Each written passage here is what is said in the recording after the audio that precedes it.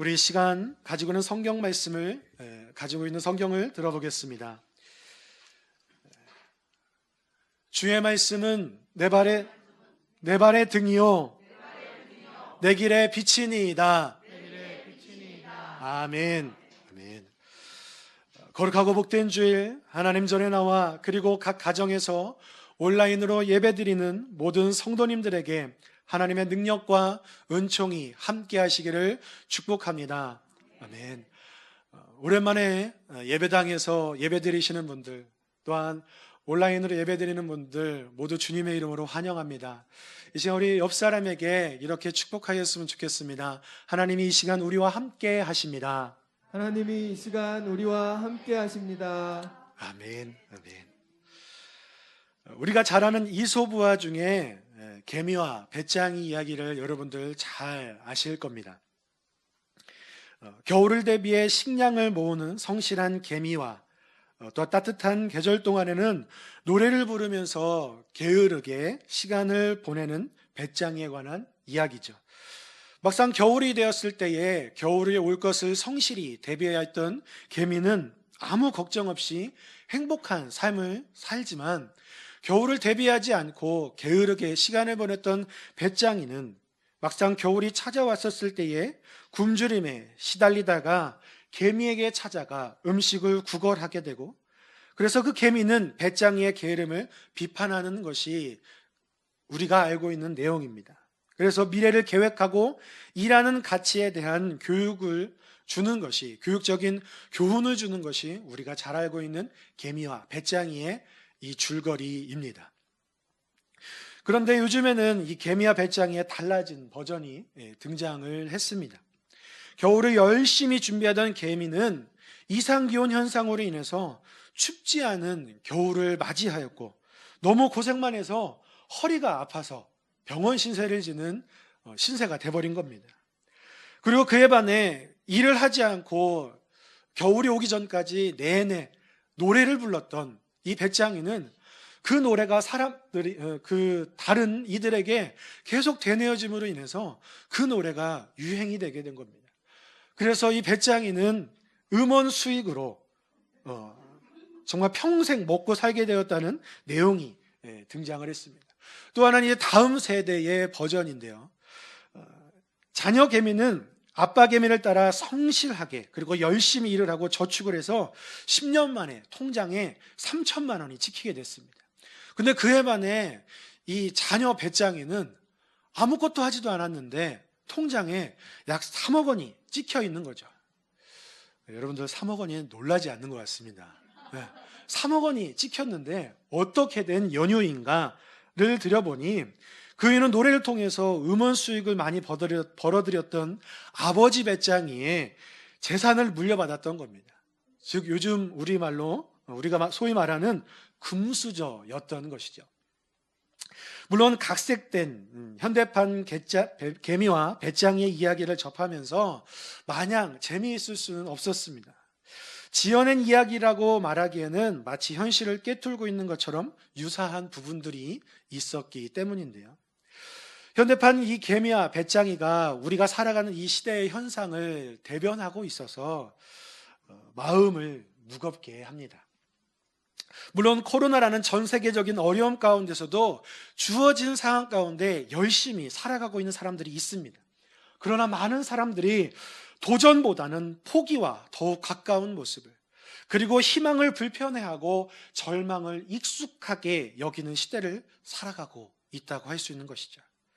그런데 더 안타까운 것은 그리스도인들 가운데서도 희망의 하나님을 제대로 바라보기보다 현실의 벽에 부딪혀 연약해진 채 자신의 인생의 정답을 하나님이 아닌 세상에서 찾으려고 하는 사람들이 점점 늘어나고 있다는 겁니다.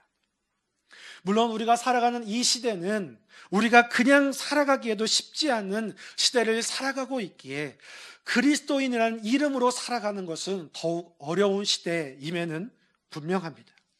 그렇지만 우리가 이 어려운 시대에도 하나님을 바라봐야 하는 이유는 우리의 삶의 주관자가 되신 하나님께서 지금도 하나님의 방법으로 역사하여 주시기 때문입니다. 그렇기에 오늘도 우리는 말씀 앞에서 우리의 삶을 내려놓고 주님의 은혜를 간구하며 사모하며 주님의 은혜로 온전히 채워지기를 소망하며 나아가야 합니다. 오늘 함께 나누는 이 본문의 말씀에 이 하나님의 언약 백성 이스라엘 백성들이 하나님을 온전히 따르지 않는 모습을 보면서 시대는 다를지 몰라도 우리의 모습과 유사한 것을 발견할 수 있을 겁니다.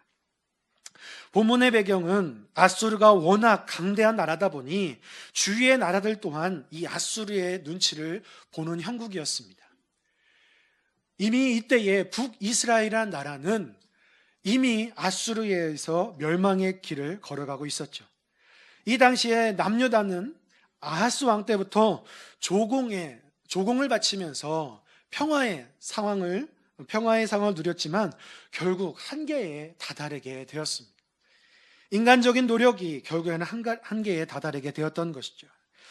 이러한 정치적 상황 중에 하나님께서는 이사야를 통해서 남유다 백성들에게 돌아올 기회를 주셨습니다.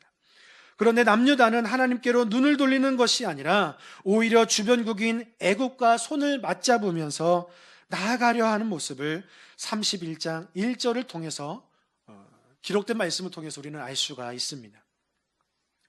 하나님의 징계의 도구인 아수르의 압제를 받았다면 제대로 분별해서 주님께로 돌이켜 더욱더 주님께 정결히 나아가야 하는데 엉뚱하게 이웃 나라와 동맹을 맺어 인간적인 해결을 하려는 모습이 보였던 거죠. 그것이 바로 남유다가 보였던 인간적인 어리석은 모습이라는 겁니다. 하나님께서 기회를 주셨지만, 돌아올 수 있는 기회를 주셨지만 그 기회를 저버린 이 백성들에게 맞이하게 되는 것은 무엇이겠습니까? 바로 심판인 것이죠. 결국 죄악으로부터 돌이키지 않아서 심판을 받게 되지만 하나님께서는 진노 중에서도 긍휼을 베풀어 주셔서 하나님을 소망하게 하시는 것이, 그리고 주님께서 백성들에게 영적 기회를 주시는 것이 바로 오늘 본문 말씀을 보면 그 은혜의 비밀을 우리가 함께 살펴볼 수 있는 겁니다. 그래서 본문 32장의 말씀을 우리가 살펴보면 하나님께서는 이사야를 통해서 남유다 백성들에게 그 죄악에 대한 책망과 경고를 하시지만 또한 그들에게 심판만 예언되는 것이 아니라 정의로운 왕이 통치하게 될 때 일어나는 이스라엘의 회복을 예언하는 장면이 바로 오늘 본문의 말씀인 것이죠. 그래서 이사야는 유다 백성들에게 인간적인 힘과 도움으로 현실을 극복하려고 발버둥 치는 것이 아니라 우리의 구원과 회복을 위해서 우리가 부르짖어야 될 대상은 세상이 아니라 하나님이심을 강력하게 선포하고 있는 겁니다. 이 시간 우리가 이사야를 통해서 하나님께서 주신 이 말씀을 나누며 우리의 신앙을 잘 점검하였으면 좋겠습니다. 그리고 주의 말씀을 여러분들의 삶에 잘 적용하시길 바랍니다. 그래서 우리가 이 절망을 시대에, 그리고 절망에 울부짖고 있는 이때에 주님께서 주신 소망을 붙들고 승리의 길을 걸어나가시는 저와 여러분들이 되시기를 축복합니다. 아멘. 그렇다면 우리가 이 상황 가운데서도 주님만을 바라보며 승리의 길을 걸어가기 위해서 우리의 필요한 모습이 무엇일까요? 우리 함께 따라해 주시겠습니다. 안일한 신앙의 모습을 버려야 합니다. 안일한 신앙의 모습을 버려야 합니다. 아멘. 우리 9절 말씀 함께 읽어보도록 하겠습니다. 함께 읽겠습니다. 너희 안일한 여인들아 일어나 내 목소리를 들을지어다. 너희 염려 없는 딸들아 내 말에 귀를 기울일지어다. 아멘. 오늘 9절 말씀 또 10절 말씀들을 이제 보게 되면 안일한 여인들, 부녀자들, 여자들이라고 부르고 있습니다. 여기에서 여자로 부르는 것은 여성을 폄하하는 것이 아닙니다. 왜 이렇게 다 여자만 나오나 라고 생각을 하실 수도 있습니다. 이것은 여성을 폄하하는 것이 아니라 히브리어에서 장소나 나라의 이름이 여성 명사이기 때문에 딸이나 여자로 표현이 되는 겁니다. 그래서 본문의 표현은 한 여자를 지칭을 하는 것이 아니라 지역이나 나라를 칭하는 것으로 참고하시면 됩니다. 본문에서 안일한 부녀자들이라고 부르는 것은 유다의 헛된 믿음과 또한 자만심과 영적인 자아도취로 인해서 공동체와 사회가 믿음의 정도를 벗어난 아주 암울한 시대를 살아가고 있음을 빗대어 표현하는 것이죠.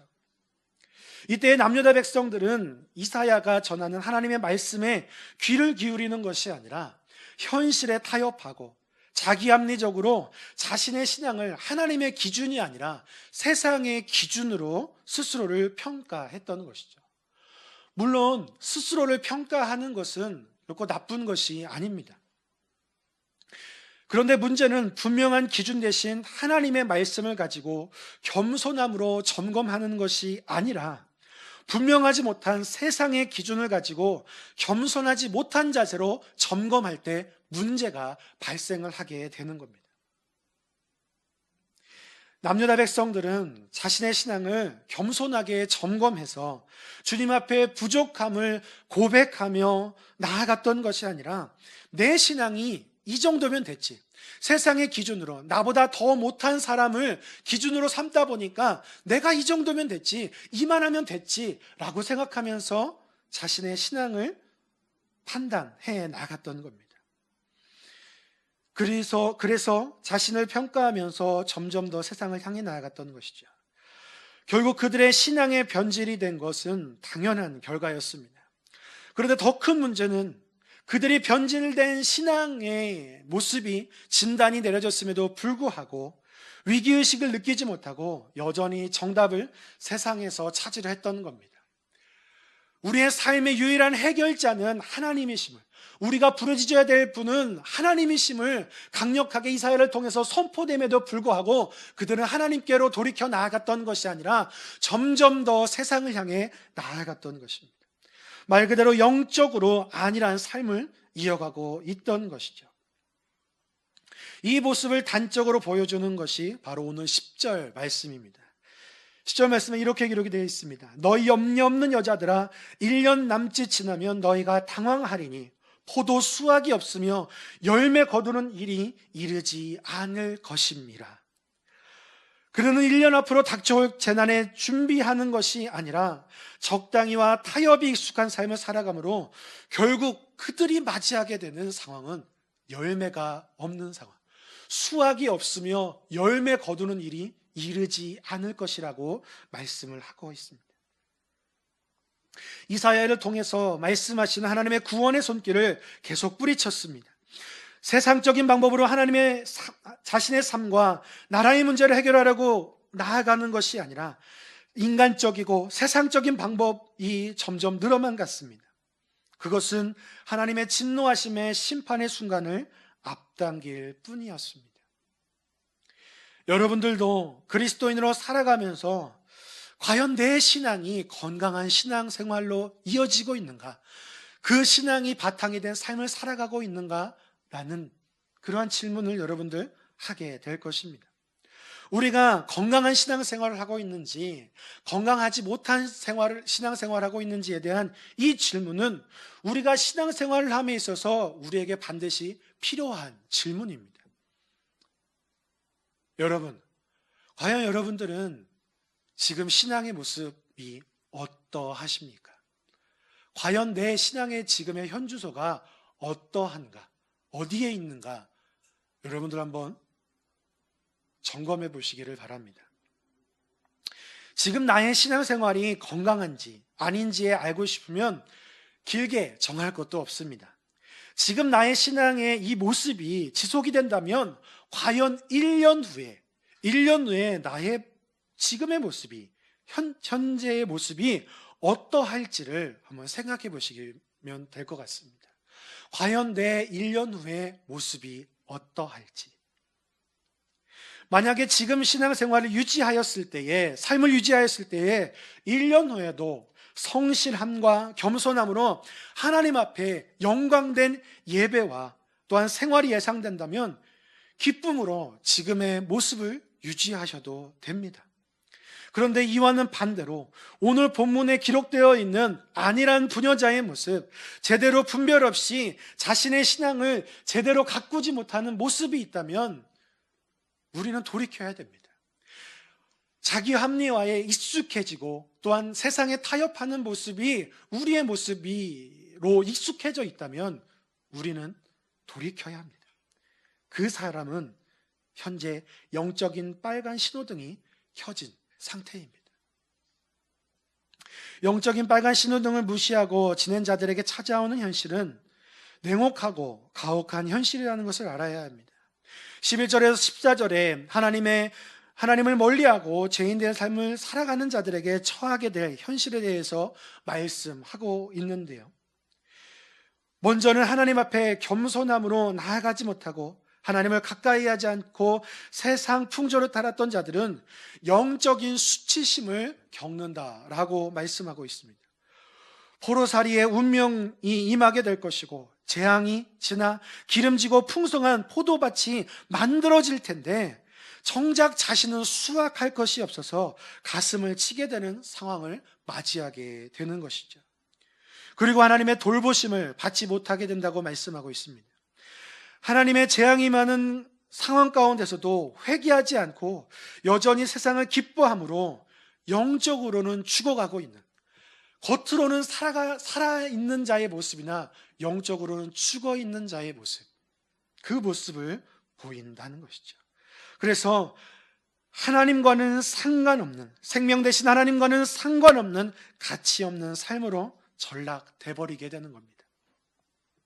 그리고 마지막으로 여인들이 살던 왕궁이나 집들이 야생동물의 은신처가 되고 양떼들의 목축지로 전락하게 된다고 말씀하고 있습니다.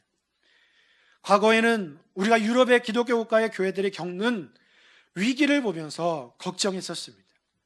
그런데 이제는 그 이야기들이 한국 교회의 단면이 되어버린 상황이 되었죠.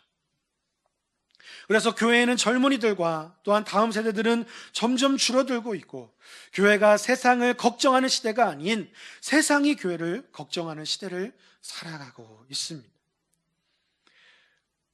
이렇게 된 것에는 물론 여러 가지 원인들이 있을 수 있습니다. 그러나 분명한 것은 그리스도인이 회개하지 않고 안일한 신앙의 모습을 보이며 나아간 것도 부인할 수 없는 원인인 것입니다. 이러한 영적 위기에 지혜롭게 극복해 나아가지 못하면 우리의 삶과 신앙의 현장이 복된 곳이 아니라 황량한 곳이 되어질 수 있음을 우리는 인식할 수 있어야 하는 것이죠. 사랑하는 여러분, 우리의 모습 가운데 혹시 안일한 신앙의 모습이 있지 않은지, 안일한 마음으로 우리가 삶을 살아가고 있지 않은지 제대로 우리가 돌아보아야 할 것입니다. 어떤 이는 하나님을 찾지 않는 것에 비해도 나름 괜찮게 살아간다고 생각할 수도 있습니다. 그래서 자신과 하나님이 연결되는 것을 부담스러워하며 주님과의 교제는 뒷전으로 여기면서 적당히 신앙적이고 적당히 세상적인 모습을 갖추며 살아가고 있는 것에 만족하려고 할 것입니다. 그러나 반드시 기억해야 될 것이 있습니다. 적당히 신앙적이고 적당히 세상적인 모습은 없습니다. 그것은 이미 세상적인 모습인 겁니다. 이러한 모습은 오늘 말씀에 비추어 본다면 영적으로 오히려 위험한 상황이라는 것을 깨달아야 합니다. 안일한 삶과 신앙의 자세가 있다면 회개하고 안일한 신앙과 삶으로부터 벗어나기 위해서 주님 앞에 나와 우리의 신앙생활을 바로 잡아야 합니다.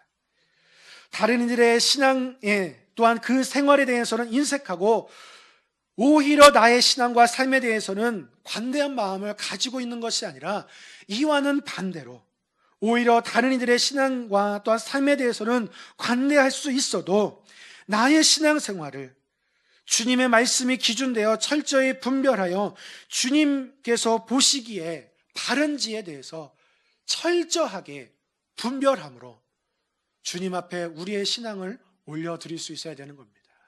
그래서 그 신앙의 모습이 제대로 되지 않고 안일한 신앙의 모습이 있다면 그 모습을 벗어버리기 위하여서 주님 앞에 온전히 내려놓으시고 주님의 은혜를 채우기 위하여 주님의 은혜로 채워지기 위하여서 여러분들 간구하시며 몸부림치며 나아가시는 저와 여러분 되시기를 축복합니다. 그리할 때에 그렇게 겸손하고 성실하게 나아가는 주님의 자녀에게 예비하여 주신 세상이 줄 수 없는 주님만이 주실 수 있는 은혜를 경험하게 하여 주실 것입니다. 그렇다면 우리가 안일한 신앙생활의 자세에서 벗어나 하나님만이 주실 수 있는 은혜로 살아가는, 그 은혜를 경험하는 삶을 살아가기 위해서 우리가 가져야 할 두 번째 믿음의 모습이 무엇일까요? 우리 함께 따라해 주시겠습니다. 위를 바라보는 믿음의 모습을 가져야 합니다. 바라보는 믿음의 모습을 가져야 합니다. 아멘. 우리 15절 말씀 우리 함께 읽겠습니다.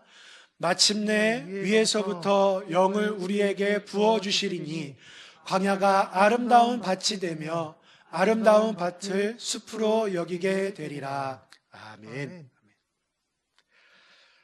우리 하나님께서는 주님의 백성들을 실패와 또한 좌절에 머무르게 하시는 하나님이 아니십니다. 하나님은 신실하게 하나님을 바라보며 살아가는 주의 자녀들에게 가장 좋은 것으로 응답하여 주시는 주님이심을 믿습니다. 그러나 전제가 있습니다. 우리가 하나님의 귀한 은혜를 경험하기 위해서 우리에게 있어야 될 전제가 바로 하나님의 언약 백성답게 살아가는 자들에게 주님께서 그 은혜를 베풀어 주신다는 거예요. 지금 우리가 겪고 있는 아수르를 통한 고난과 또한 대재난과 같은 상황들이 우리에게 찾아올 수 있지만, 그럼에도 우리가 하나님의 언약 백성답게 살아가기만 한다면 지금의 이 고난과 또한 역경의 시기가 지나가고 난 이후에는 하나님께서부터 위로부터 주시는 참된 은혜를, 그 은혜를 경험하는 삶을 살게 하여 주신다라고 약속하여 주고 있는 것입니다. 그때에 회복의 영을 부어주셔서 광야가 비옥한 밭이 되며 이전에 부러워하였던 세상을 오히려 더 초라하게 만들어주셔서 이제는 세상이 오히려 하나님의 백성들을 더욱더 부러워하는 그러한 시간, 또한 그러한 때를 주님께서 만들어 주시겠다라고, 살게 하여 주시겠다라고 말씀하여 주신 겁니다. 그 약속된 회복에 대해서는 오늘 본문 16절에서 17절에서 다음과 같이 말씀하고 있습니다. 먼저 16절 말씀이 이렇게 기록되어 있습니다. 그때의 정의가 광야에 거하며 공의가 아름다운 밭에 거하리니. 하나님의 회복이 임하는 곳의 특징은 정의와 공의가 세워지게 됩니다. 공의는 선과 악을 분별하는 하나님의 거룩한 성품 가운데 하나입니다. 즉 하나님의 회복이 임하는 자와 개인과 또한 공동체 교회에는 하나님의 완전하시고 의로우신 말씀을 기준으로 해서 무엇이 바르고 또한 무엇이 바르지 않은지에 대해서 판단하고 실천하는 하나님의 공의가 나타나게 되어 있는 것입니다. 그래서 하나님이 임재하여 주시는 그 공동체와 또한 교회에 공의와 또한 정의가 온전히 세워지게 되는 겁니다. 그렇지 않은 곳에는 이와 반대로 거짓과 속임수로 채워질 수밖에 없습니다. 인간의 사사로운 판단이나 또한 생각들이 그 안에 채워져 있어서 하나님의 뜻과 또한 하나님께서 말씀해 주신 비전을 쫓아가기보다 인간적인 마음과 인간적인 계획이 마치 하나님의 뜻인 것처럼 포장되어져서 나아가게 된다는 것이죠. 그러하면 그것은 무엇이겠습니까? 결국 자신을 속이고 또한 공동체를 속이게 되는 겁니다. 여러분들 중에서도 자신을 속이는 자가 되기 원하는 사람은 아마도 없을 겁니다.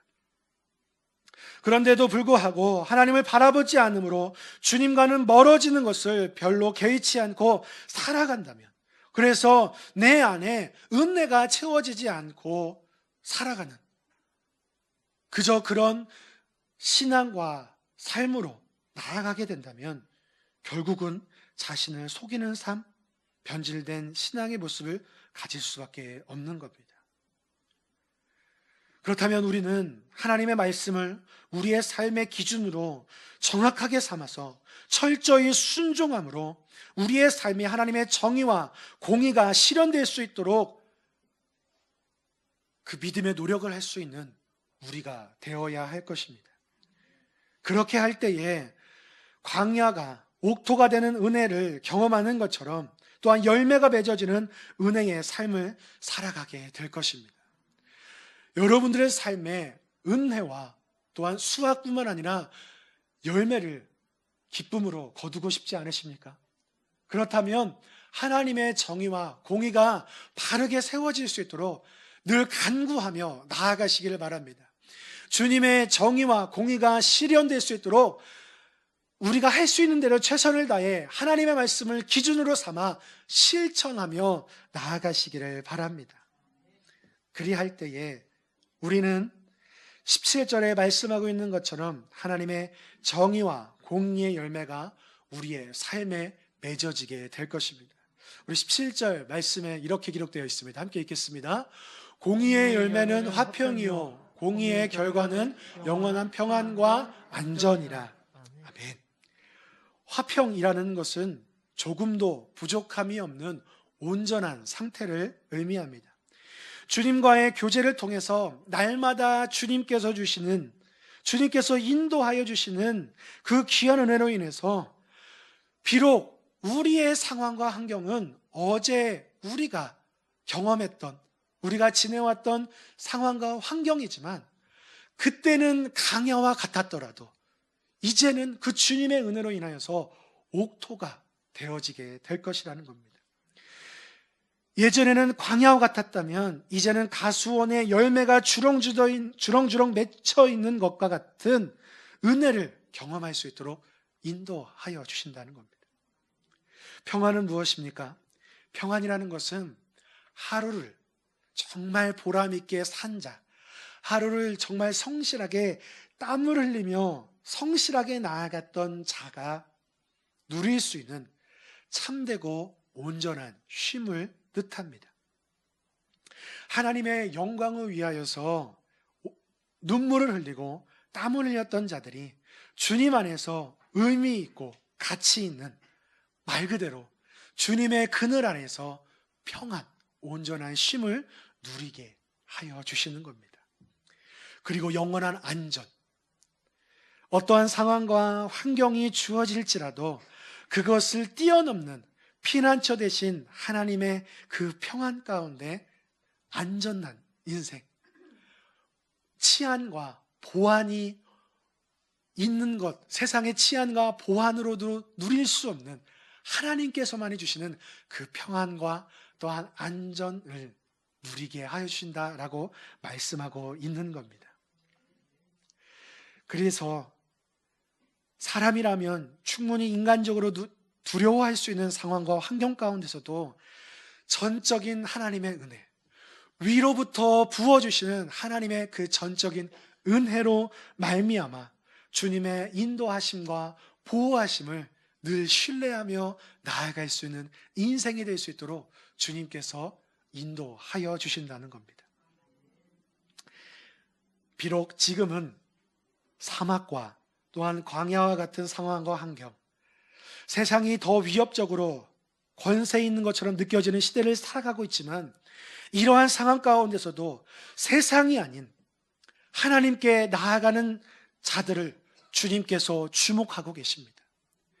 여전히 이 희망이 없어 보이는, 절망이 익숙해져 보이는 이 시대 가운데서도 구루터기와 같은 모습처럼 하나님을 붙잡으며 하나님께서 인도하여 주실 것이고 하나님께서 역사하여 주실 것을 간절히 신뢰하며 부르짖는 자들을 주님께서는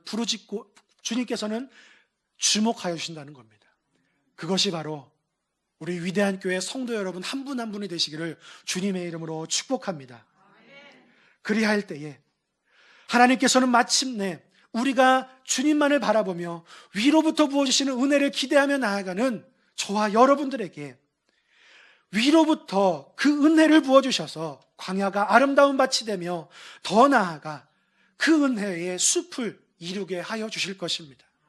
저와 여러분들의 삶의 현장, 또한 우리 교회가, 우리 공동체가 아름다운 은혜의 숲을 이루게 될 것입니다. 세상은 우리가 믿음으로 서려하면 할수록 그 믿음을 지키지 못하도록 우리를 힘들게 만들 것입니다. 그래서 오히려 더욱 세상의 편에 서는 것이 지혜인 것처럼 우리를 유혹할 것입니다. 그러나 주님의 말씀으로 이겨내십시오. 주님께 힘과 능력과 지혜를 달라고 기도하십시오. 그렇게 할 때에 우리는 위로부터 부어주시는 은혜를 경험하게 될 것입니다. 말씀을 마치도록 하겠습니다. 지금 우리는 사순절의 기간을 보내고 있습니다.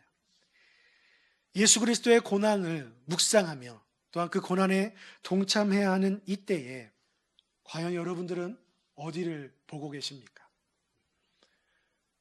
또한 무엇을 묵상하고 있으십니까? 혹시 시시때때로 하나님의 도우심과 또한 하나님의 인도하심을 구하는 것이 아니라 시시때때로 인간적인 방법을 찾고 있지 않으십니까? 물론 우리의 심령이 연약해지고 또한 부족할 때에 인간적인 마음이 들 수가 있습니다. 그래서 세상을 쫓아가는 것, 세상을 추구하는 것이 더 좋아 보일 수 있습니다. 그러나 사랑하는 여러분, 믿음으로 극복하시길 바랍니다. 그러한 인간적인 해결 방법을 더욱더 구하고자 하는 마음이 들 때에 주님 앞에 더 나아오시길 바랍니다. 그래서 특히 이 사순절 기간 동안 더욱 주님을 바라보며 의지하며 나아가시는 저와 여러분 되시길 바랍니다.